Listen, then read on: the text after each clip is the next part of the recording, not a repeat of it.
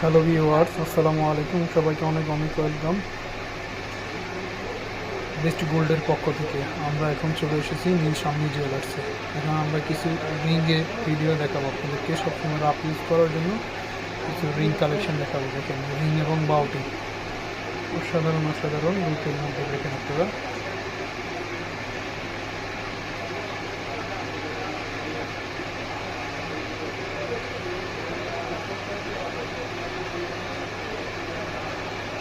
একুশ এবং 22 ক্যারেটের মধ্যে।